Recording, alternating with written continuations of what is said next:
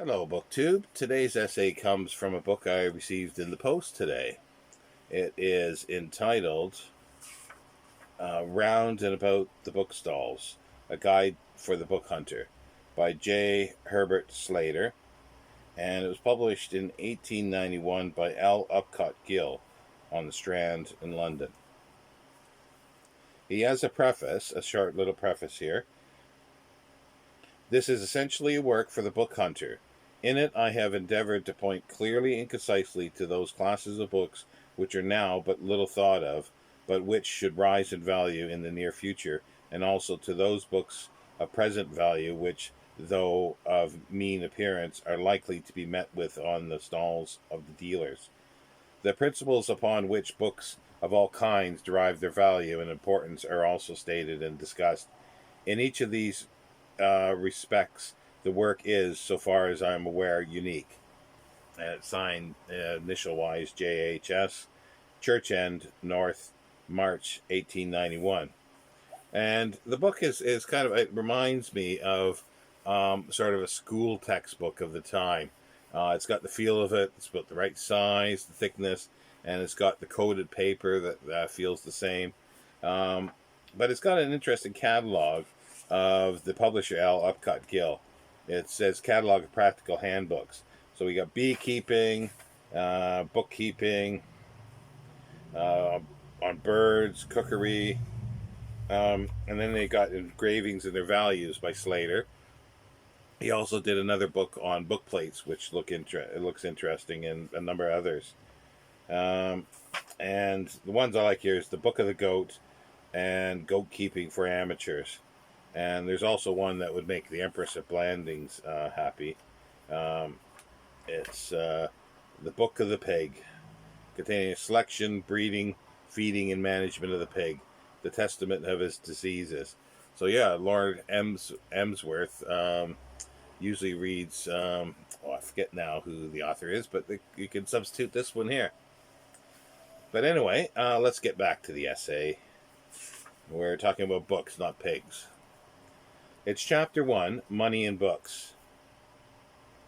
The true book hunter considers himself a discoverer rather than a purchaser, and it is the essence of the skill to find value in these things which in the eye of the ordinary possessor are really worthless. There are obviously many descriptions of book hunters, for some few at least rely on the depth of their purse rather than on the height of their discretion.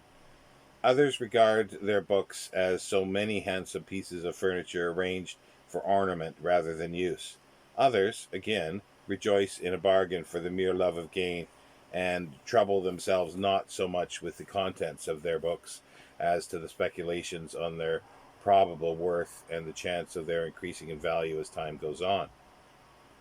As the angler whose patience is fortified with the thoughts of the pecuniary value of his catch is regarded by his brother Waltonians, that is to say, with derisions and contempt, so is the hungry book hunter who buys to sell again as a profit, and those whole soul whose whole soul is absorbed in the contemplation of prospective gain. Let it not be supposed, therefore, that although it is the providence of the true book hunter to find value in those things which, in the eye of the ordinary possessor, are really worthless, his ambition is groveling, or his hopes mercenary. On the contrary, the value of a book to him lies in the nature of the contents, or perhaps in its history, or in that of the man who wrote it, or in the special circumstances which give it an importance and a place upon his shelves. Don Vicente, a priest of Barcelona, outbidden by a competition for a rare volume, strangled the purchaser of a purchaser in his own house, and by adding arson to murder and theft, concealed the crime for many months. At last he was detected with the missing volume in his possession, and when the Crown advanced as a proof of his guilt the argument that the book was unique, as indeed it was believed to be, his counsel showed that without doubt there was another copy in the Louvre. What did Don Vicente say? Did he treat the bibliographical discovery with indifference as being immaterial. So, after he was concerned under the altered circumstances, quite the contrary, for falling on his knees, he exclaimed, "Ah, my error was great indeed. My copy was not unique." It would require more than the sophistry of Euthydemus to palliate the conduct of Don Vincenti, but there is no gainsaying the fact that he was, his barbarities notwithstanding, a true lover of books. Though no crime was too atrocious for him to commit, it may be more than doubted whether he would have aped the thief who stole a transcript of the De Consultanae of Boethius, the last of the classics, as it has been called, from the Vatican, and within a few hours sold it to another library at Rome.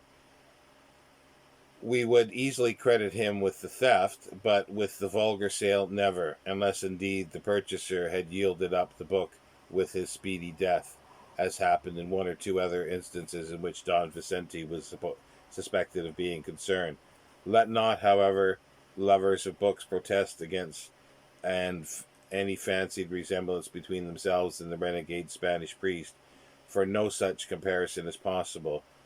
Their affection will prompt to no more than inconvenient act than that of the old bookseller mentioned by Lord Lytton, who, having parted from sheer necessity with a valued book from among his stock, paced all night in the cold and damp before the house of the envied purchaser, repenting bitterly that the pangs of hunger should have so warped his soul. Thus it is with all genuine book lovers, over whom the inevitable hour of parting hangs like a cloud, and to whom each particular volume within reach seems to say, "I was another's yesterday, today I'm yours, tomorrow, and you will see me again no more." Between the lover of books for their own sake and the mere book hunter, there is indeed a wide distinction, and the former perhaps needs to be reminded occasionally that there is such a thing as trade in books, and that there are plenty of genuine book hunters who will without compunction send whole rows of life's companions to the block, such as they never buy a book without weighing the price, and if the object is to gain together a representative assortment of volumes, the element of value presents or perspective is continually associated with the collection. With the book lover, the case is different, for although he may in his prudence have husbanded his resources originally, the question of pecuniary value is forever after eliminated from his mind. Those two classes of bookmen have little in common, and each views the others with feelings akin to pity. The one regards the worldling as sordid and a man without heart, while he, on his part, looks upon his more enthusiastic rival as dry as dust.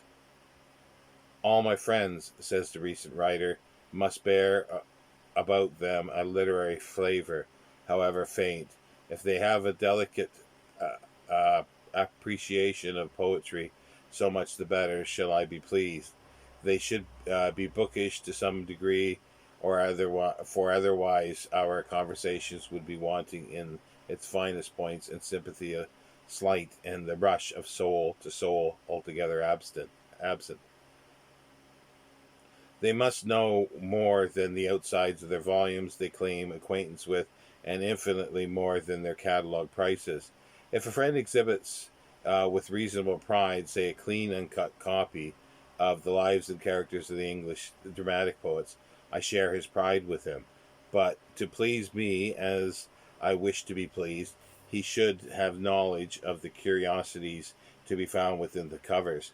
Let him know that Sir William Davenant was the son of John Davenant, Vintner of Oxford, in that very house that has now the sign of the Crown near Carfax, a house which frequented by Shakespeare in his frequent journeys to Warwickshire, concentrating concerning which frequenter uh, our author says, "Whether for the beautiful mistress of the house or the good wine, I shall not determine."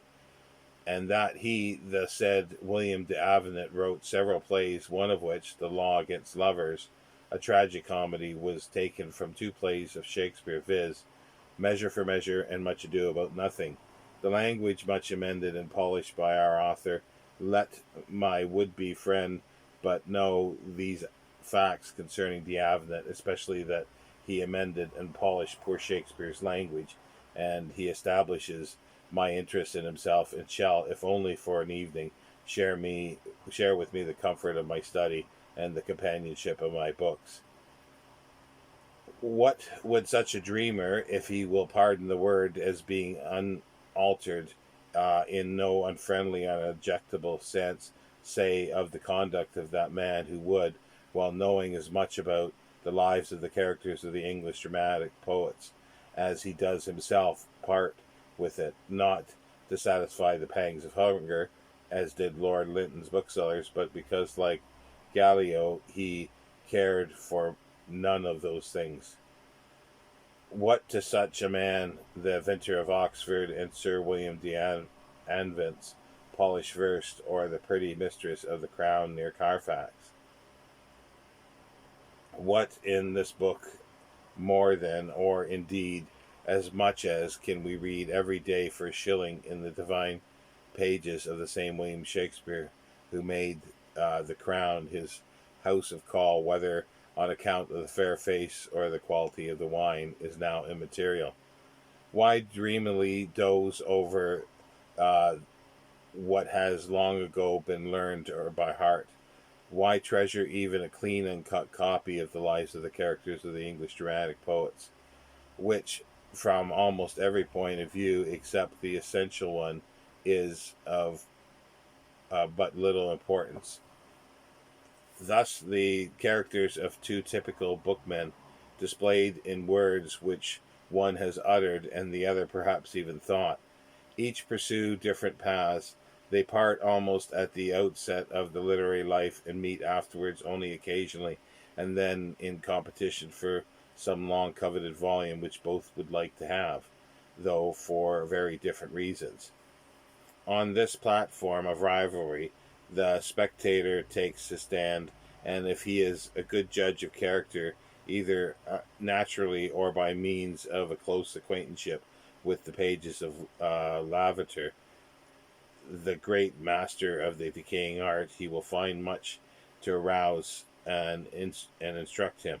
The ardent book lover, touched through over so faintly with the spirit which pervades the whole craft, can no more conceal his anxiety than could the French bibliophile, whose purse gave out just at the hour of triumph, shaking his fists across the table and almost in the face of his antagonist. He shouted, "Never mind, I will have it at your sale," and history records that he did, for his poor brother died within the year. There was indeed in this scene more of instruction than amusement, and I cannot help thinking that the lesson to be learned was that it was far better to be tinged even with the spirit of mere vulgar trade than to be saturated with the selfish eagerness of the bibliomaniac. This, however, is, after all, the questions for the moralist, and affects but in the slightest degree the great book market, which is regulated not by the whims and fancies, or even by the cravings of individuals, but rather by the fiat of the mass. The fiat goes forth at intervals. It distributes itself into rules and binds the typical book hunter, no matter of the description, as with bands of iron, so that it has his journeys round and about the bookstalls. He is constrained, though perhaps against his reason, to judge as he knows the vast majority of the fellows would judge under similar circumstances. It is this unison of thought which controls the market and makes it possible to survey his up and downs regardless, like the enthusiasm on the one hand or the indifference on the other.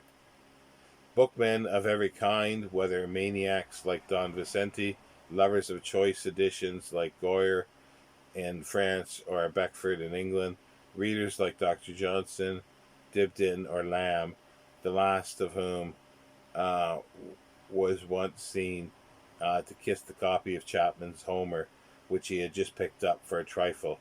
Collectors of the type ridiculed long ago by Seneca as being possessed only only of a vulgar emulation, which prompted them to accumulate volumes of which he says they knew nothing except that the outsides may have many of them possibly barely that.